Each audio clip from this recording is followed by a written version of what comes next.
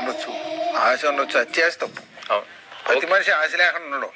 ఇప్పుడు మనిషి నాకు 2 ఎకరాల పొలం, ఒక ఇల్లు, ఉంటాకి ఇల్లు చక్కగా ఉంటాకి చాలు అనుకుంటాం. ఫస్ట్ 2 నుంచి 4 అయ్యకపోతే అనుకుంటాం. 10 నుంచి అలాగని ఎక్కడోసారి దెబ్బ తగలవచ్చు, తగలదని ఏం లేదు. ఇప్పుడు కాబట్టి తగలవచ్చు.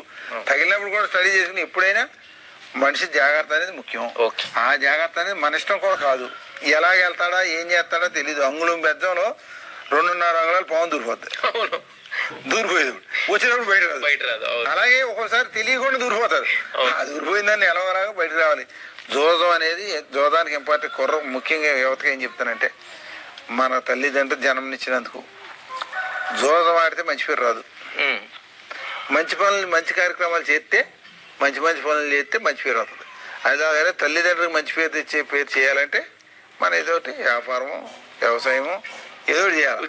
దాంట్లో ఉద్యోగం ఏదో మంచి పేరు సాధించాలి. తప్పితే నేను కోళ్ళు వేస్తా మంచి పేరు వద్దంటే, కోళ్ళు వేస్తే ఎక్కడ కత్తికట్టిన 2 రోజులు ఉంటారు, అక్కడి నుంచి అయిపోతారు. ఎవరో మాట్లాడరు. నేను యువతగా చెప్పేది ఏంటంటే, part time job already settled అయిపోయి సెకండ్ ఇన్కమ్ సోర్స్ గా ఇది పార్ట్ టైం చేసుకో, తప్పలేదు. నీకు రూపాయి ఇస్తే పావులతో ఖర్చు పెట్టుకుని ఎంజాయ్ చేయి, తప్పలేదు. కానీ రూపాయిని ఇందులో ఇన్వెస్ట్ చేసి నేను రూపాయిని 1 కోటి రూపాయలు చేస్తాను, 100 రూపాయలు చేస్తాను అనేది తప్పు అంట.